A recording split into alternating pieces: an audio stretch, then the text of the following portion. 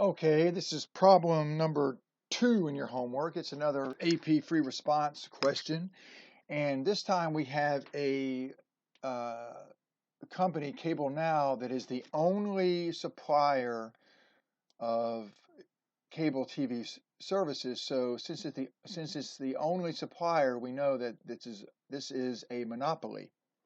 So we want to draw a graph of a monopoly, and this firm is regulated and is currently earning positive economic profits, and it does not practice price discrimination. So we're just going to draw your normal monopoly graph showing your profit maximizing quantity and price and your area of economic profit. And we also want to mark on our graph as QS the socially optimal level of cable services, assuming no externalities. So I want you to pause the video and see how close you can come to drawing this graph on your own. Just sketch it out and then come back and we'll look at it and see how you did. Okay. All right, so let's look at this. So what we wanted to draw was our basic monopoly where we have our, I'm just going to scoot this over for right now because that's going to be in the next part. So we have our downward sloping demand and our steeper downward sloping marginal revenue curve. We have our marginal cost curve that starts down and then goes up, and that is also our supply. And actually, just so you know, it's also our marginal private cost. So let me just show that. So this is also our marginal private cost. And scoot that over there. And it's also our supply right here. Now, we want to show our quantity, our profit maximizing quantity at that point where marginal revenue equals marginal cost, and then we want to find our price, our profit maximizing price, by moving up from that point to our higher demand curve. That's going to be our price.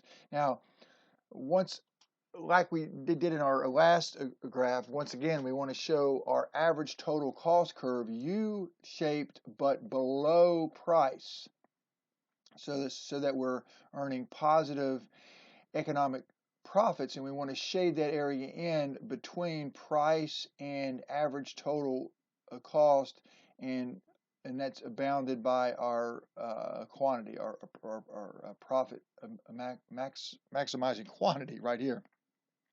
So that's going to be our shaded in rectangle. It also asks us to show the socially optimal, how did it word it actually? It said show the area, or show the socially optimal level of cable services, assuming no externalities, labeled as QS. So that's going to be where demand equals marginal cost right here. That's going to be our socially optimal output right here. It's going to be the best place to produce and charge for society. Now, and we can also call that allocatively efficient, the best spot to be allocatively efficient. All right. So what next? We need to, it's asking us to, okay, assume that the government grants Cable Now a lump sum subsidy of $1 million. And the key here is a lump sum.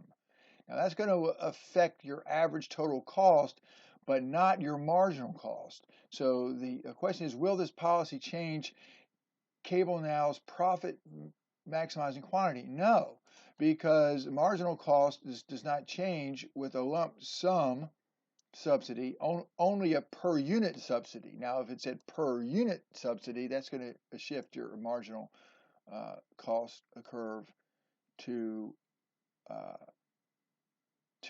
the right because costs are going to go down. But since it's a lump sum, this does not change at all. The average total cost curve is going to drop even more, so they're going to make even more profit, but they're not going to change their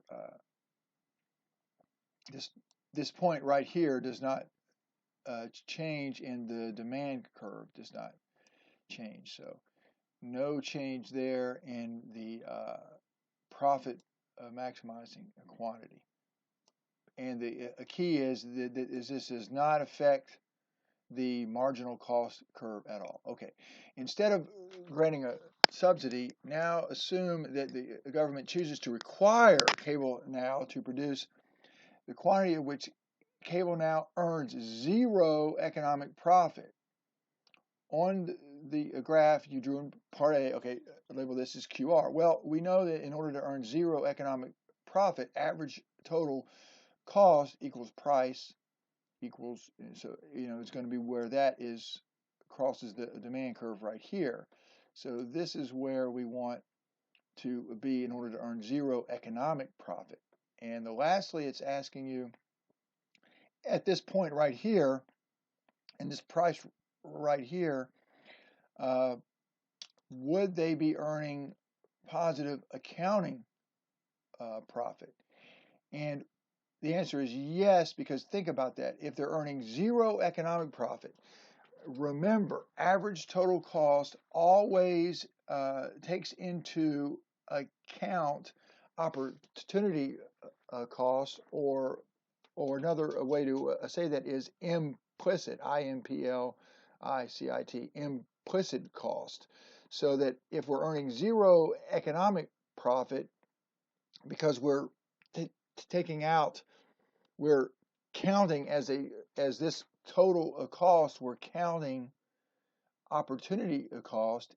If we're thinking about accounting profit, we don't count that cost. So yes, we would be making positive accounting profit. So, and I've probably used this example before, but if you think about it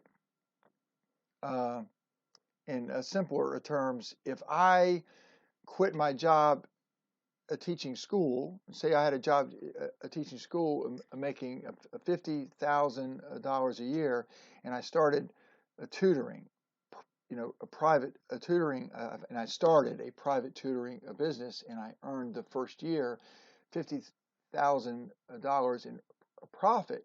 Well, my economic profit would be zero, because I have to take into account the $50,000 job that I gave up, or my opportunity cost, or the implicit cost. But when I think about my accounting profit, I don't have to count that. So I can say I made a $50,000 accounting profit. So that's why you can have zero economic profit and still have positive accounting profit. Okay. Now, lastly here, we want to assume that a new study reveals that there are external benefits, associated with watching a television. So there is a positive externality, or there is a social benefit. So the question is, will the socially optimum quantity of cable services now be larger than, smaller than, or equal to QS? So equal to this point right here, QS.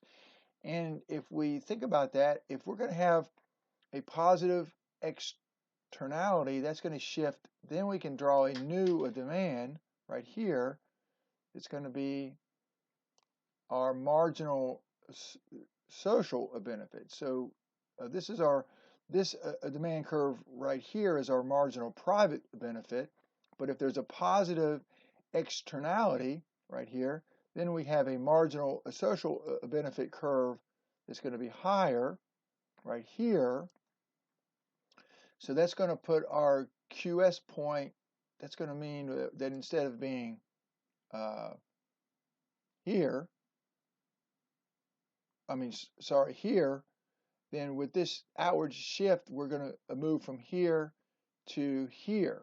So yes, we're going to produce at a higher, so the quantity, let's see, it's asking here, will the socially optimum, yeah, the socially optimum quantity will be larger, because if we think about that, because it's going to, we're going to move from here to here. Okay.